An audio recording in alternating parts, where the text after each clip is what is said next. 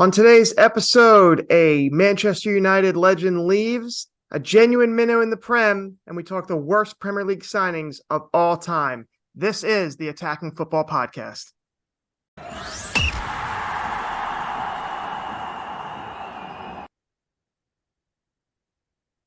Welcome, folks. Hello and welcome. Actually, guys, here we are again. I am your host, Tom Miller, with Dan Whooley, L.A. Matthews, and our new man, our Scouse expert, yet an Irishman, correct? An Irishman, but a Scouse expert, Scott Mason. Guys, welcome to the pod. How you doing? How's it going? I'm excited to be back. Good. Mate. How What a excited week. are you guys to talk about David De Gea is the question. It's unfortunate, but I'm kind of excited. It's a long time coming, gents. Well, I'll Yeah. say that Twitter has been a buzz. I've seen a lot of really terrible takes on David De Gea. I'm interested to see what you guys think about where you rank him all time. Of course, we have some Manchester United fans in L.A. Matthews and Daniel Whooley. And then we have the Liverpool fan, Scott Mason. I'm interested to know, especially what Scott thinks after we get your take, guys, because I think the best way to measure a player's legacy is to hear from an opposing fan who says, like, I'm tired of Fernando Torres turning circles around Nemanja Vidic, that kind of thing. Like, it's those kind of takes that mean a lot more to me than some of the fanboy takes that we can come up with. But LA, what are your thoughts on David De Gea leaving? His contract is up at the beginning of the year, and throughout just about April, it seemed like they were just going to re-sign him. And then he had a rough going coming down the stretch. I think it's the right move for him. It's the right move for the club. But how it was handled, it's sketchy. It's sketchy. I'm not sure they handled it the right way. He needed to leave the club. He doesn't play the kind of football that Ten Hag wants to play. He doesn't suit the system. It's all very well and good being nostalgic, but you look backwards, you fall backwards. I don't think Sir Alex Ferguson would have kept him at the club playing the kind of football that the club is playing at the moment. He just doesn't fit that style. Especially with Ten Hag moving to more possession-based. Yeah. Daniel, what are your thoughts on De Gea? I was going to say I go one further, and I think what separates good teams from great teams is the ruthlessness to move on from players regardless of their legacy. Like David De Gea, I think is like, I never saw Schmeichel or and I saw I guess a lot of Van der Sar, but I was quite young. But David De Gea was the best player when I was watching United, and that's an unfortunate statement. But I can remember when he played that Arsenal game, and then he pulled off a few saves against Everton a few years ago, and genuinely he was nuts. But equally, football's changed, and I think with that we've got to change. Like some great teams that have moved on from their legends have done so with a level of ruthlessness, and I know maybe Madrid's to one extreme, but they've never been afraid to go, okay, you've been great, but you've moved it. Goodbye, adios. But equally, you can see with Modric, if they're still an asset to the team, regardless of their age, they'll keep them around. Do you think that Real Madrid are better at handling a legendary player's exit? Because you look at the way that United did it, they waited for him to post a cryptic Instagram post, and then they just did a Twitter farewell, whereas in Madrid, they do these big, massive, tearful press conferences where they announce they're leaving and they're all so sad and they're thanked for their service at the club. I don't think he was treated very well in the end. I'm reminded of Casillas, his exit from. Yeah, true. So I think to say that their exits are better, I don't know, like consistently maybe not, but I think Barcelona's been done pretty well. And even some other clubs, but equally, like we do need a bit of that Madrid ruthlessness, because there's a reason why they've won the Champions League as often as they have. It's the reason why they had La Decima, and it's the reason why even now they're rebuilds, and they've completely done a 180 on the transfer strategy. They've gone from buying the likes of Ronaldo at his peak to buying Vini Jr. and Rodrigo just beforehand. They're clearly a lot more football focused than we are, and we could take a page from their book. Yeah, definitely no room for nostalgia, I think, is the main key here. And also, we saw that Manchester United down the stretch, he cost several games for United. He cost points, cost goals. The West Ham goal to me sticks out as one where I think I've seen images of Marcus Rashford looking across at Eric Ten Hag and being like, like Yeah. we can't go on with this. And I think also the availability of other goalies during this time probably pushed things forward a little bit, Yeah. knowing that you could have a world class goalie Yeah. and a hot commodity in Onana, um, as well as Costa or maybe Raya. All those goalies being open, and De Gea still, I mean, even through negotiations, the contract talks that I saw were at 200K a week. That's still one of the highest, if not the highest, goalkeeper in the league. So I see Scott shaking his head here. I want to hear your take as a Liverpool fan. Us fanboys like Daniel saying we're used to watching De Gea be our best player basically for 5 years there at the end of the 2015s to 2020s. So what's your take, Yeah. Scott? Yeah, I don't think you can disagree that day for a good 5, 6 years was probably one of the best keepers in the world. But you point out the West Ham mistake. I think that was the one where for months and years, I was like, why are United fans wanting to get rid of De Gea? 'Cause I still thought he was one of the best shot stoppers. But then that West Ham mistake, it just didn't look like De Gea. It's like there was no power behind the hand at all to get to the ball. And that was when I was like, the United need a new goalkeeper. Yeah, I completely agree. I think that was a big one. But also, guys, when Manchester United in Europa League, he was horrendous in the second half in Awful. Seville. Um, Yeah.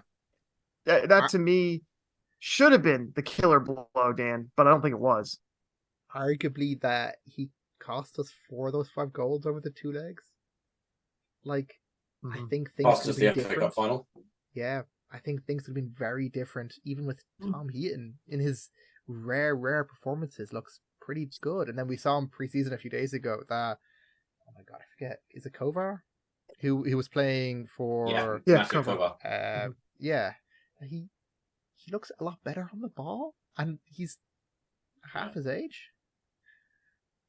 When you look at the transformative effect a new goalkeeper has had on Liverpool, since we have a Liverpool fan here, that the strides that your club made from going from Laureus Karius, who has Jesus syndrome, and Alisson, the difference that man has made to your club, and Edison at Manchester City, the step up from Joe Hart to Edison completely transformed the way that those two sides play.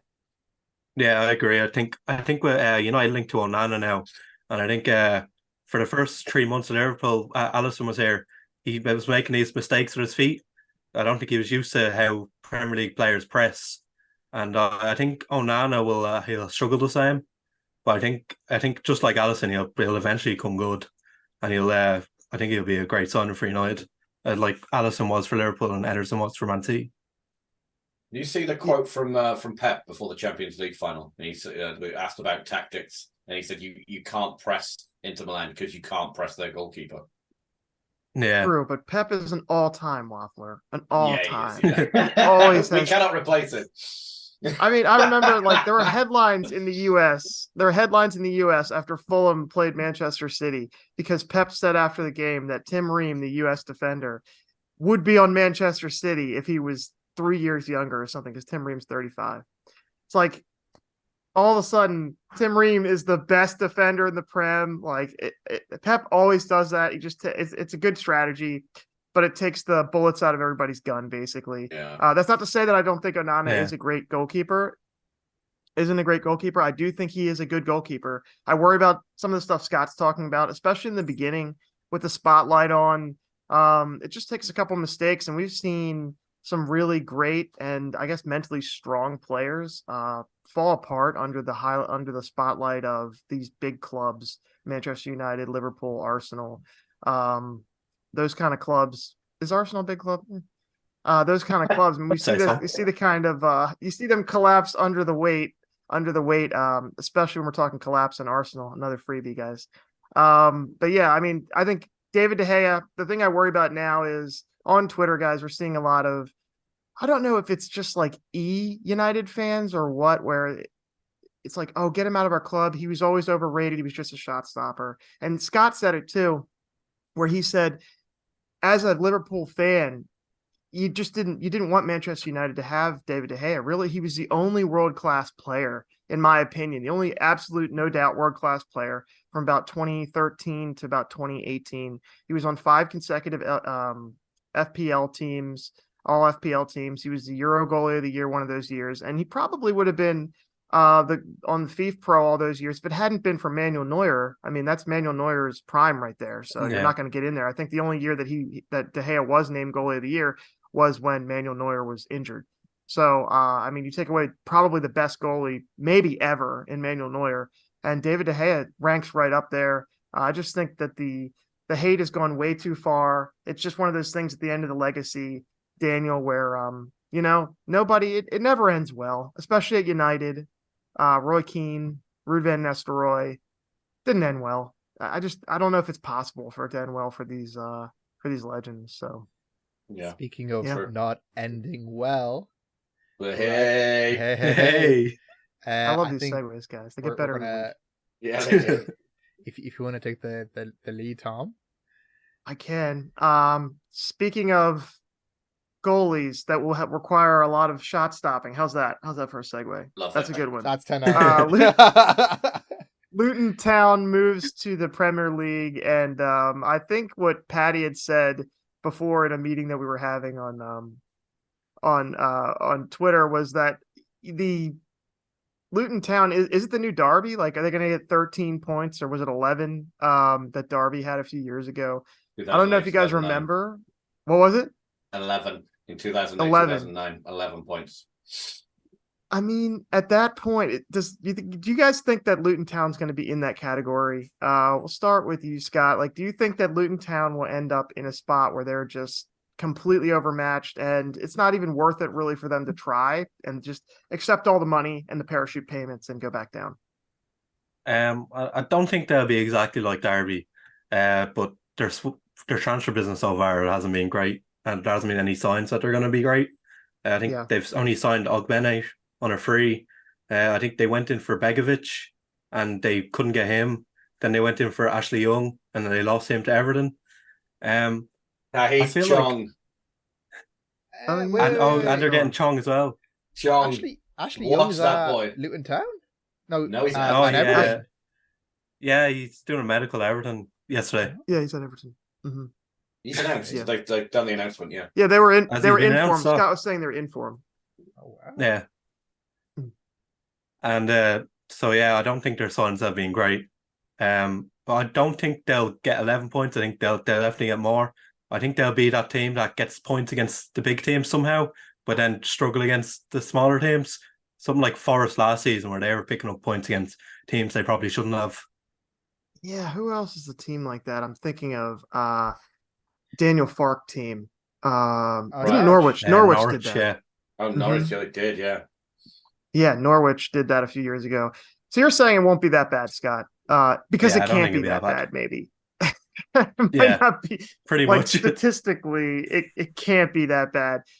Worth noting, guys, that Luton Town, I'm sure you guys saw that as soon as they got promoted, they put that same picture up in every single press release, or I guess in all the tabloids and everything. They had that picture of basically when you enter the ground, you go like down into a basement, like that's not well lit, and there's like a secret door that you have to pull a brick on, and like that's the only way to get into the stadium because it holds 10,000 people. But I actually think that's really cool. I think it's cool to throw off these giant clubs, United and City, that are used to these like super fancy dressing rooms that go in there and like you're on a wood slab and there are like old iron hooks on the wall from like 1762. Like, I think that's good, and these guys deserve it. It reminds me of the reason why I love the League of Ireland is the grounds are horrendous. Bar Shamrock Rovers, who are the most successful team, or have been the most successful team over the last decade. I remember I went to Drogheda away, and obviously we're the commentators and we're League of Ireland TV, because it's so bad that our national broadcast doesn't show the games every Friday. They only show some of the big games, and only recently, because it's gotten a lot more popular recently, that they had an actual like ladder that people have to climb up to get into the viewing box. And I remember being with a friend of mine, and we're like, that can't be real. That's a bit of a piss take, and it was dead real. People had used that to go up, and I'm dead serious. There's something great about some of those old grounds that just kind of That is awesome. aren't amazing, and you go in and you're like, this is real football. You know, you're going to see some chaos right here. This week on Folksy Irish Town Stories. That is amazing. I'm a huge stadium guy. Like my friends and I, we've been to 27 baseball stadiums in the United States. I've been to, I don't know, maybe a dozen European stadiums, which isn't that many, all things considered. I know that England, Ireland, Scotland have a million stadiums, but I think that there's a lot to be said about what a stadium brings to a community. And I think those kind of stories, and the story of what Luton Town is bringing, like, I think that is so much more interesting than, say, the new Tottenham Stadium. We went and visited that 2 years ago. I thought it was, I mean, it's cool, you know, like it's a brand new building. It's cool to see the innovation that they have with the pitch that comes out and the field that comes in for the NFL games and all that kind of stuff. But that, to me, the idea of climbing a ladder to get into like seats that nobody else can get into, that some families had for 80 years, is so much better. And has so much more character than some of these modern state-of-the-art stadiums. But Doesn't have the soul, guys, no, go ahead, LA. Go ahead. No, it's the soul. It's the soul of the football club. Yeah, I totally agree. These massive, mega behemoths of stadiums, and they're all very futuristic and fancy, but it doesn't have the soul of the old stadiums that people have been going to since 1876. It's just not the same. I'm with you. I completely love their stadium. And it takes so long to get it. To go back go ahead, to Dan. Town, and I do remember a statistic that bar one season, Luton Town have not done worse than the previous season the last 2 years in a row. So I'm not saying that I think that they'll come, like they clearly have been very astute in their transfer business, in hiring and in their management. And I think it's quite easy to say they'd be the next Derby. And even if they go down, I don't think they'll be going down with 11 points. And I think the signing of Bene and their ambition so far has shown that they're probably imagining they're going to go down, rebuild a great championship team, and especially to Luton Town, those parachute payments, not one season in the Premier League, which is worth like 100 million. It changes the club forever. And for Luton Town, that could be the difference between going down and being a mainstay in the championship for the next 10 years, which could be as important to their stability than going one up, pulling a Leeds way back when in 03 or 04, financing all like their entire future on the right now, going in debt and then going into administration. So I think it's quite easy for us to say, oh my god, they're going to be horrific and that's the end of it. But I think ultimately the fans would agree that if they have one pretty horrendous season in the Premier League, but go back down and they have a bit of a super championship team, that's just as good. Yeah, I think their strategy in the transfer market is an interesting one, because they could have gone down the Nottingham Forest route where they buy an entire squad to sit on top of the one that they already had, but they seem to be going after young, hungry, talented players like Tahith Chong. And giving some new decent contracts to the players that got them there. So if they do end up going back down, they've got the tools that they need to be sustainable. You don't want to do the wrong thing financially by going, right, we're in the Premier League, we need to spend big to stay here. No, there are so many teams out there now that have shown you that you don't need to do that. You don't need to go out and spend hundreds of millions of pounds to stay in the Premier League.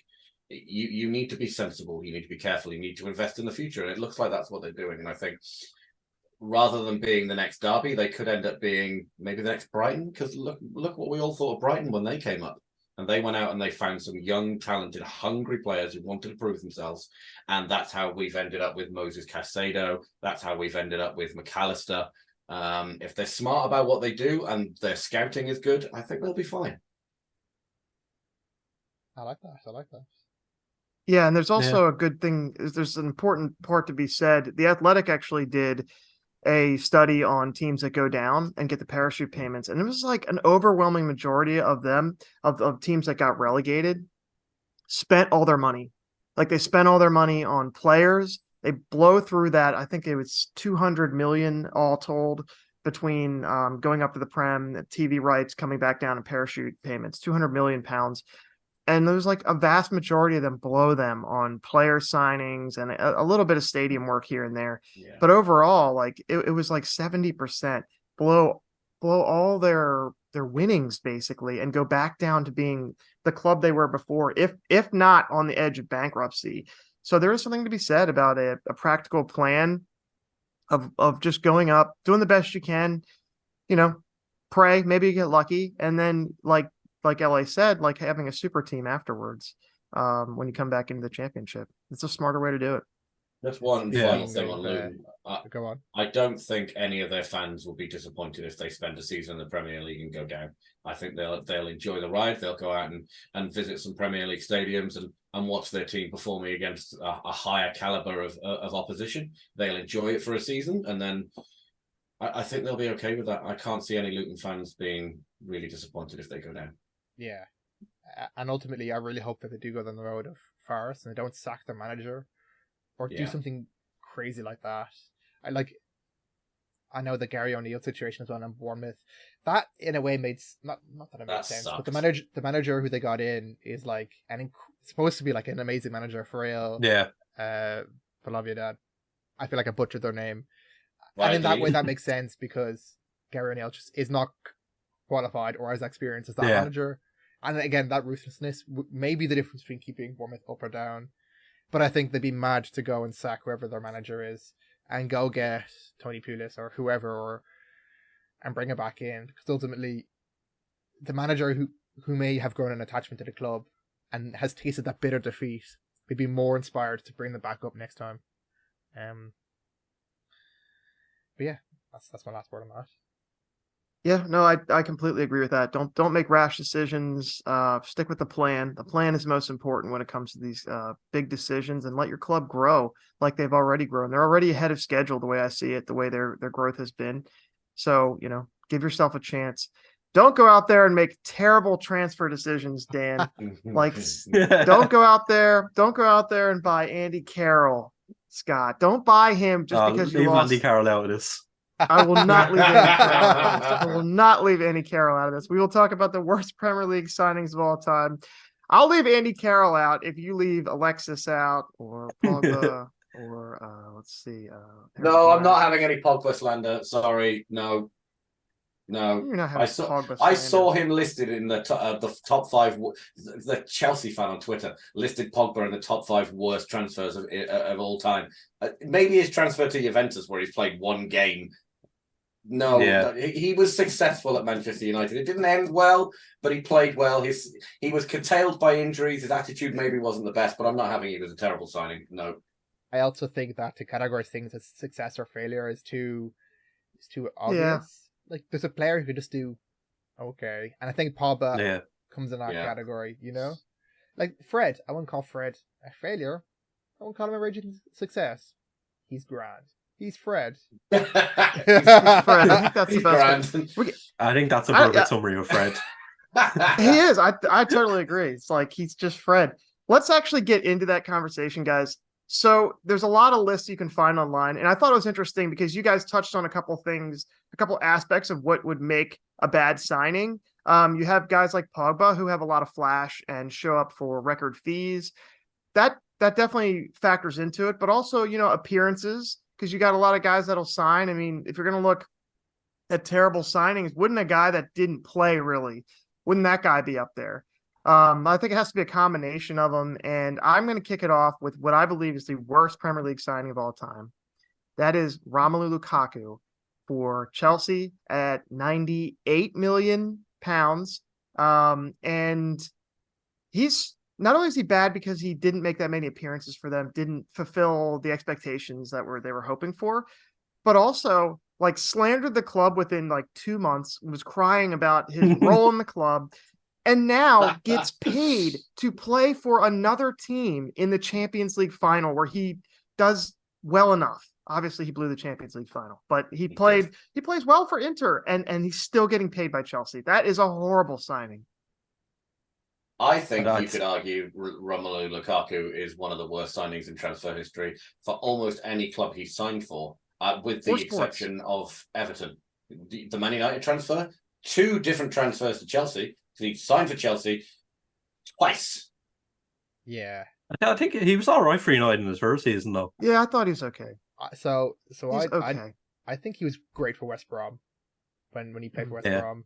Unreal for Everton. Was he there on loan, though? He was at West Brom on loan. Yeah, he was on loan. Was he on loan? Brom. Yeah. Oh. Yeah, he was on loan. And then when he came to United, I feel like, and this is maybe an issue that a lot of big men face, and another one is, maybe you could categorize as a failure, is Scamacca, who's at West Ham. Yeah. People see a big man and they assume a target man, when I think quite clearly some of these players may have the attributes of a target man. Yeah. Like the ball to their feet. And I use Scamacca as an example because that's how Moyes plays him. And it's the reason why I think he got... Who was it? Mikel Antonio was on the podcast, and people thought Mikel Antonio was giving smack to Scamacca when he was clearly just saying that Moyes is not playing him the right way around. And I think that would be the case for Lukaku. When his first stint at Inter, he was unreal. And I think that success was the fact he could have played in a duo, someone who got to be the big man, lay it off to him, and he didn't have to take that many touches, was a bit of fox in the box, and could score. Yeah. He was all, like, it was funny. I remember in his last season with Ole, or the only season he had with Ole put him at right wing because we had no right wingers. But equally, his ability to cross the ball was second to none. So he is good on the ball. And in that way, I think maybe his dribbling famously is not great. But his ability to be a bit of a playmaker is underrated. And then he went to Chelsea, and that went all up in the air, and then played it to his head. Yeah. And then no surprise, like after 3 years at United, where clearly he was not good at doing this, Chelsea saw that, said we're going to replicate this, and it didn't work. Yeah. I think his issues at United came from his body change. Like the first season he was there, he was this tall, he was pretty much lean, and he was quick. But then the second season he came in, he was much wider, much more muscle, and he was kind of slower as well at turning. Mm-hmm. Yeah, that's an interesting point as well. It's like you got these guys, they change their body types. I don't understand how they gain bad weight. They play football, like 11 months a year. They play nationally, they play internationally, they play in the club level. How on earth can you possibly gain weight? Like, how did Eden Hazard gain like 15 pounds in between June 2nd or whatever the last day of the season was for him, going into Real Madrid at preseason on like July 5th? How did he gain that weight? Like, how is that possible? How did these guys get that? Go ahead, LA. I can answer that. Well, I can give you a version of an answer to that. I used to play professional cricket. I played for Kent. I played for England Lions, and I stopped playing when I had a knee injury many years ago, more years ago than I care to admit. But between seasons, I once put on 3 stone and I was training every day because I was diagnosed with not a glandular issue, a lymph. Thyroid issue. I have a thyroid issue. I'm on medication forever now. But because I developed this thyroidosis or whatever it was, it makes you put on weight just absolutely out of nowhere. And despite the fact that I was training every single day, I put on like 3 stone in a summer. Isn't that that's what happened with R9 as well? I think. Yeah. He put on so much weight because he had something similar. So you guys are saying, is that a hypothesis that Romelu Lukaku and Eden Hazard have thyroid issues, or are you guys just saying this is how somebody could get there? I mean, what I'm saying is that there are a myriad of underlying medical issues that may be undiagnosed that could be contributing towards some of those things. I remember when he first signed for Inter, it came out that he had an undiagnosed, I want to say it was a stomach issue or something like that. If one of you has Google, you could fact check me. But he did have an underlying condition that led to him putting on weight. And it was Inter's medical department that discovered it during his medical. Yeah. And was also an indictment of United's medical department not discovering that after clearly going through a lot of body change. And it's It actually says why he- it's quite interesting seeing how United have signed Arsenal's says he has a doctor. digestive problem. There you go. It says he has a digestive problem. Yeah. I remember United fans, they thought it was Mourinho who told him to change his body to make him more of a target man. But at the end, it wasn't. It was a digestive issue. But beyond that, Lukaku, I remember, body aside, his ability to dribble, and I think in his last season or two at United was really hard to watch. I even remember that game in Paris, and I know he scored the first goal, but he took a bad touch, and he scored from a good angle, obviously, like a very close angle. But even in that game, he wasn't great, and that's obviously gone down as a bit of a great memory on Ole. I don't know about you, but I think my worst has got to be Danny Drinkwater, purely for the clear intention that Chelsea needed to sign a homegrown player or an English player. Yeah. And instead of promoting somebody from the academy or getting someone for less than 40 million, they spent 40 million on a player who sat on the bench for ages. And then I think he's not at Chelsea anymore, but I don't know where he is. No, He he's could be just at Chelsea. disappeared into the ether, and the fact nobody knows is an indictment of that. And it's a shame because I know Drinkwater was actually kind of okay during Leicester season. Obviously, Kante was just that good, but Yeah. like 40 He million won the league, is didn't an insane amount of money for a player to literally just be an English player in your team for the sake of doing that, rather than promoting somebody from the academy. Do you know where Danny Drinkwater is now? Like Bolton or something like that, isn't it? It's a very similar team, not quite as north. He's at Reading. Oh my god. I should know that because there's like a lot of like Irish players also at Reading. It wasn't oh my god, who scored the fastest ever goal in the Premier League? Played for Was it Southampton for Shane years. Do you know what's Shane worse Long. than that? Shane Yeah, Long. Shane Long. Reading. Do you know what's worse than that? Danny What? Drinkwater is at Reading on loan from Chelsea. Oh, no way. Still under contract. That's He's still impossible. under contract. What's his wages? I think on FB That's on amazing. transfer Don't market know. it says his wage. He's- If he's earning like 100k to play for Reading, that is nuts. He probably Here's an is. interesting one on Danny Drinkwater. He, do you know where he first started his career? Where? His very first club from 2009 to 2012, before he left to join Leicester City, was Manchester United. Manchester United. Yes, Yeah. yeah. He's Yeah. a youth product. Did he Wow. get a game on the roster? Nope. Or was he just 0 appearances. But that's a great Wow. shout for worst signing. I mean, you're right. I think it was necessity that drove that transfer because they needed a homegrown player in their squad. But why I not? think ultimately he wasn't even good enough. Like beyond the fact he was a homegrown player, he was not good enough. Like I know Bakioko's in the picture here. There was clear talent in Bakayoko at Monaco. You can see the idea there. Like you couldn't say the same with Drinkwater. Yeah. He's played for Huddersfield Town, Cardiff City, Ew. Watford, Barnsley, Leicester, Chelsea, Burnley, Aston Villa,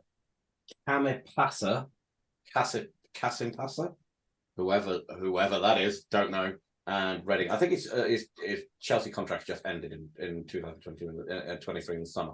So the contract just ended, so he's a free agent now. Maybe he wants to all come that on means and, to me is that be a guest on the Attacking Football podcast. We can't pay those. Well, We can't pay those Chelsea wages, but Not after the way we've Hey. spoken about him now. Yeah, I was gonna say, hey, we think you suck, but I just want to know if you want to come on our podcast and Yeah. talk football a little bit with I'll us. DM him on Instagram now. Yeah, there you go. Scott, what are your thoughts on worst Prem signing ever? Oh, I have to go with the classic Ali Dia. Graham Souness. Graham Souness gets a phone call from George Weah himself, says that he has a cousin. He signs the cousin, only for to find out that it was not George Weah on the phone, and Ali Dia was not a professional football player, and he somehow got Premier League minutes.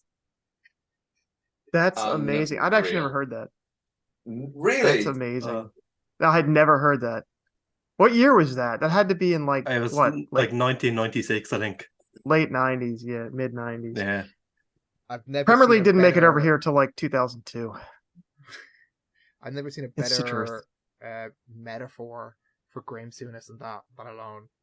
to do any Yeah. background, to actually call up George, to go, this is really strange. Why is George Weah calling me, who gave him my number, and then to give the guy minutes? I love You know that who- he gave him minutes. That's Do you know great. who it was He- that he actually brought- called him? No. Do you know who called Graham Souness? I know you said he was pretending to be George Weah, but do you know who was actually pretending to be George Weah? No. No, I actually Ali don't. Dia. It was Ali Dia. That makes it even better. Yeah. Oh, God. That's What a winner. ridiculous man. That it kind of reeks of like the an updated version of that would be like the Bebe story, right? Which I think we've actually discussed on this podcast before as a conspiracy theory of basically laundering money on Bebe coming to United as a homeless guy. Like, Yeah. I don't know what else to call it. I wouldn't put him in the worst signings ever because there's no expectations there. The story is decent, but if we're talking about expectations, I think we probably have to talk. Maybe Fernando Torres, Alexis Sanchez. Torres' transfer was brutal, Scott. It's like basically ripped out of your team. He was struggling a little bit that season, but he basically got ripped out. I think we scammed Chelsea that year. Torres had he had a really bad knee injury and he had no signs of looking like he could run like he used to. And Chelsea still came in and gave us 50 million for him. It was tough to take at the time, but looking back now, it's like we scammed them basically. Well, the thing is, you scammed them, and then you went and bought Andy Carroll for 35 million and scammed yourselves. No, but we got Luis Suarez in the same summer, in the same transfer window in the winter. It was. Yeah, that's not a bad deal. That's not a bad deal, but I'm not. You still have Andy Carroll in your conscience. I just want you to know that. I just want you to know that Andy Carroll is still there. It's interesting though. Yeah, thanks for the reminder. Seeing the correlation between the success of players and their transfer fee, and I think if you look at the top 10 most expensive transfer players, arguably most of them were a flop. Maybe Mbappe, and there's really one other person that did well, but Griezmann, no. Coutinho, no. Again, I won't call him a flop, but Pogba was an outraging success. Same with Lukaku. All these players who I think go for big money, that expectation is so massive that and the ability to think that, I guess when you compare another player who went for that much is Ronaldo. See, like Cristiano Ronaldo, who was what, 87 million at the time. Yeah. You're never ever going to be twice that. Yeah, you can never be as good as he was for that value. So I'm gonna drop the proverbial podcast bombshell now with mine, and it's quite the truth. We've been talking about worst transfers because they haven't scored the goals that they were supposed to score, or they haven't lived up to the hype necessarily that they drew during their transfer or whatever. But I'm going to pick a player who never actually played for the club that they signed for. Signed for Cardiff City in 2019 and subsequently died in a plane crash on the flight from Nantes to Cardiff. It's Emiliano Sala. I guess you could argue he was a bad signing. I think I did say it was going to be a bombshell. So there's no worse transfer than paying £12 million for a man who subsequently dies before he even arrives at the club. Yeah, that is the worst transfer in history, and it's controversial, but it is the worst transfer in history. I mean, if there's a spectrum where there's the best signing in history and the worst, I guess there has to be some point at the very end for somebody who never played for the club. Yeah, I guess you're not wrong, LA. No, sorry, boys. Technically, I don't. Hey, Dan, what do we segue to that? Do we just segue to just that's it for the pod, or what do we do?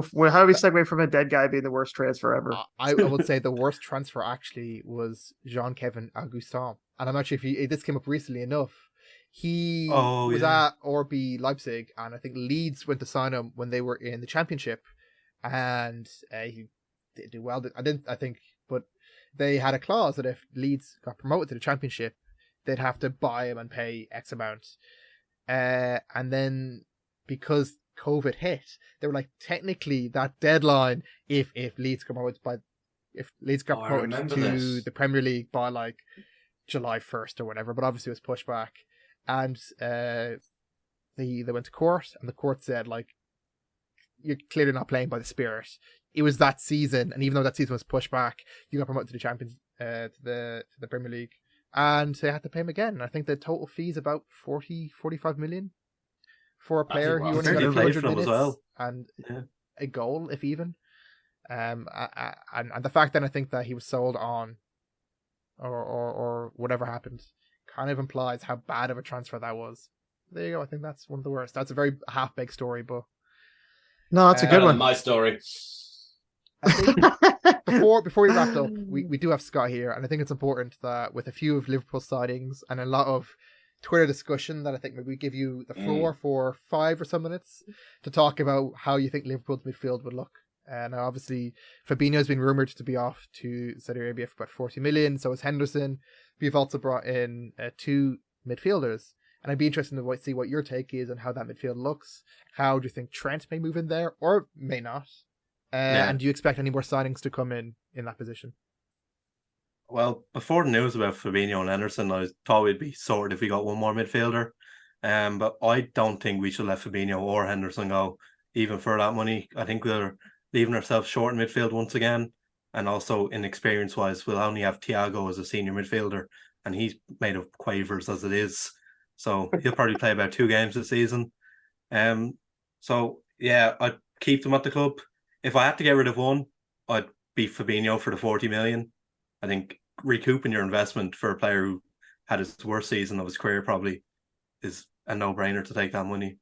In terms of the midfield, I think we'll be much better than we were last year. I think we'll be up there 2nd or 3rd, if nobody leaves at the moment.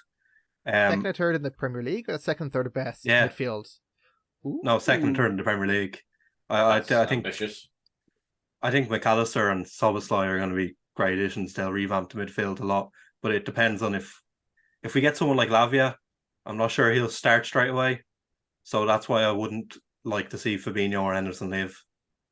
Doc, let me ask you, if you want to keep Jordan Henderson and Fabinho, how do you then reconcile and balance the careers of people like Curtis Jones and Harvey Elliott, who have been in or around the first team for a few years now, but aren't quite making that leap? And you've got someone like Fabinho, whose legs have gone. You've got Hendo, who's towards the end of his career now. Do you not think now is the time where you kind of start to pass the torch on to those younger players? Yeah, I think it is, but I don't think you do it in the same window where you've just lost like a leader like James Milner, only to then go get rid of your club captain. Good point. And then if you get rid of your club captain, you've only got Fabinho as the number 6, and so we're leaving ourselves very short if we do that. I might ask you as well, with the 2 signings there, they're clearly going to be playing as the centre mids, operating back and forth. And I guess in your strongest midfield, they'll both be starting. But you guys are also playing in the Europa League. And we saw, as United fans, how incredibly draining that is on a squad. That your second choice is then Curtis Jones and Harvey Elliott, is it? No, because is Jones off to Leipzig, is it? No, that was Carvalho. It'd be sorry. So Elliott and Jones. That's also a big gulf. And then you're in that defensive midfield position. Yeah. Obviously, you probably end up getting somebody in there, but you also have Balacek. Balacek. He's quality as well. I did see a lot of people say that his ability on the half turn was quite dangerous, and I think he's obviously maybe a season or 2 away from being a regular or getting regular minutes for you guys. So, how do you think that looks? Do you see maybe, as I said, Trent moving in? That's been what everyone's been saying for ages, or how does that look in the end? Yeah, I think we'll stick with the Trent moving in. But the thing I worry about is that when teams move a fullback in, like Manchester City, they usually have 3 centre backs at the back. But I don't think we'll do that. I think we'll stick with Robertson at left back. So we'll have Robertson going up on the left wing, Trent coming in, and then we only have 2 centre backs. Which is why I think it's important we keep, even if he has no legs, someone with his experience like Fabinho, to be there. And I think even Bacecic, I think even though he's slow on the half turn, I agree. I think he showed that in the game against Real Madrid in the Champions League at home. I think even with him and Trent has kind of like a double pivot. Would work best. Interesting. Yeah, I think I really like his idea there of removing all these leadership players. I think leadership can be a little bit overrated when it comes to teams. I think newspapers and Twitter like to talk about leadership qualities, blah, blah, blah. And I think they overrate it, but you can't completely turn your midfield over and ask these players who don't have any experience in the system to then carry the load from beginning to end. That's not to say that they won't catch on a few months in, but what Scott's saying is you need to have a transition period. You can't just be like, all right, goodbye, Thiago, goodbye, Fabinho, goodbye, Jordan Henderson, and we're just going to plug these three guys in who've never played together in a system they've never played in and expect them to run the roost. It's like, no, I mean, let's keep around. I think, Scott, you mentioned just get rid of one of them maybe. And if I'm a Liverpool fan, I get rid of Thiago. I think he's a luxury player anyways. I'd rather have Henderson, but it sounds like Henderson, from a leadership perspective, I'm talking about, it sounds like Henderson's probably the closest to leaving. There's a lot of noise around that today where people are saying, you know, Henderson stood out for the LGBTQ community and now is going to Saudi Arabia for the money. I mean, I think everybody that's leaving to go to Saudi Arabia right now is going for the money. There's no question about that. But I think in terms of players you guys can afford to lose, I would say that it's I guess it has to be Henderson, but I'd rather get rid of Thiago. I also think, going back to early with the David De Gea thing, I think losing Henderson in this way would not be ideal. I think he deserves like a send-off that Roberto Firmino got, where he announces he's leaving like months before he does, and he gets the big Anfield farewell, but like start pre-season leaving. I don't think it would do him justice. Agree. That's a good way to end it, Daniel, as we come back around to David De Gea. With legends leaving the club this season, a lot of legends going off to Saudi Arabia, Benzema, De Gea probably end up there. That's what I think. I think he'll end up there. So. Henderson, etc. It's a weird subplot for the whole entire summer for us to have to deal with, and I just wish that they would come in Saudi Arabia with their monies and come and pick up like 5 or 6 players from Manchester United, players with big names that need homes. They need homes, yeah, definitely. Yeah. I will drive them myself if I have to. But while we're on De Gea and wrapping things up, DiMarzio reporting on Twitter that the transfer of Onana to replace De Gea is done. I don't believe it until I see it from SFC Alex, he's our transfer guru, and once it goes up in our chat, then I'll believe it. But I think this is I think that's fair enough. Yeah, and this is a great goodbye to you, to the listeners. And this is probably coming out a bit late. I know we release this on a Tuesday, and it might come out on a Friday. But please bear with us. It's been a bit of a chaotic week, and I hope it's because Paddy isn't here. You've tuned out, and I hope you can let us immerse you in some FPL chat, in some football chat, and subscribe to. Subscribe. Yes. I completely like forgot and that. Subscribe. Please like and subscribe, and leave a review wherever you can find this. A good review. Getting it off the ground, and we're really enjoying this, and we'd like to continue this. Yeah. And that can only really happen with some likes and subscribers. Oh, hey, do you think we should get the viewers to choose our subject for next week's podcast? Yes, in the comments. Maybe they could suggest one in the comments, and we can choose. That's a good shout. Yeah. There we go. Can it be Daniel Woolley's LinkedIn profile picture? Can that be the subject? Oh my God, we have to talk about it. They can't see this. Not right now, folks. for next week. For next week. Posting it on Twitter. All right. Thanks, guys. Have a good one.